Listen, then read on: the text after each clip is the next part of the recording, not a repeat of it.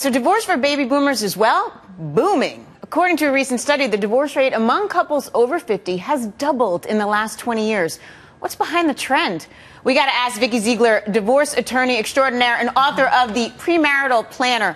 Okay, it doubled in the last 20 years. Yes, it's unbelievable. Why? People that are in their 50s and 60s are starting to say, you know what, I'm not happy, and I don't have to live a life of misery. So you know what, it's time. Let me get the courage and file for divorce. And I think people are thinking about it more, but they haven't actually taken that next step to actually go to court and say, you know what, I'm ending my marriage, and it's kind of sink or swim. It's time for me to really get into my life. Think about me as an individual, not as a marital partnership. Is it because the kids are out of the house? Everything that the marriage was supposed to create together is kind of done? Yeah, I mean, this empty nest syndrome we hear about all the time. You know, you're raising your children, you know, you're focused on the children. All of a sudden, they're gone, they fly the coop, they get married, they go to college, and all of a sudden you're sitting there with your spouse and going, wow, I don't even know you. We don't even like each other. Why are we staying married? It's not in our best interest. Because in life, what is it about? We want to be happy in a relationship and in a marriage. And if you're not, you should have the right and freedom to leave. But I know firsthand, it is not like you split assets 50-50. It is not that simple. It is very difficult.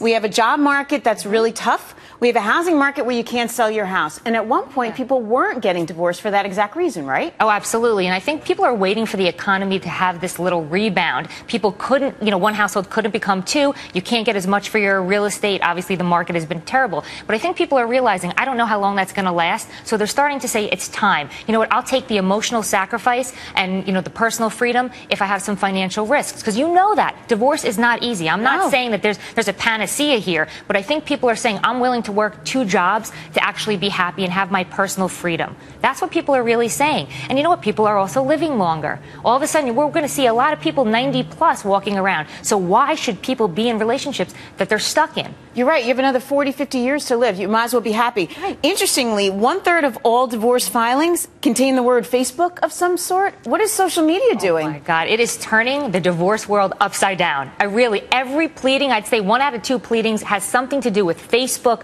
any type of Twitter. I mean, everything is in the public domain. So if people are cheating, if people say they can't afford perhaps child support, but they bought a Bentley yesterday and they post the picture of their Bentley next to, you know, on the picture on Facebook, we can use that as evidence. And people have to remember, a digital imprint is there forever. You know what? They deserve that. That falls right in the stupidity file. That is crazy. All right, but now what about work, too? People are working a lot more, too. That's also pretty detrimental to your relationship.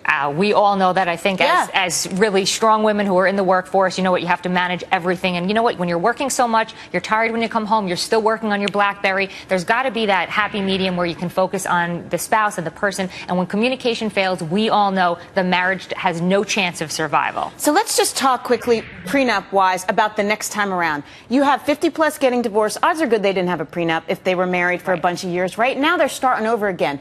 Do you recommend they go into the next one with a prenup? Unequivocally, yes. I mean, there's really a small, limited amount of times where people don't need a prenuptial agreement if they really have no assets, they don't have children. But most of the time when you're getting married for the second and third time, remember, these baby boomers are really on their second marriage sometimes, and maybe even their third. It's important to segregate your assets, make sure that any inheritances, any businesses that you have, anything intertwined with your family is going to be protected in the event of divorce. It's not romantic, but it's necessary. Tom Cruise is laughing all the way to the bank because he had a pretty fine prenup, apparently, didn't he? Katie Holmes not getting too much money. Oh, we think so? Yes, we love that we can find loopholes in those things. Always. Vikki Ziegler, that's what we love about you. Thank you, girl. Thank you.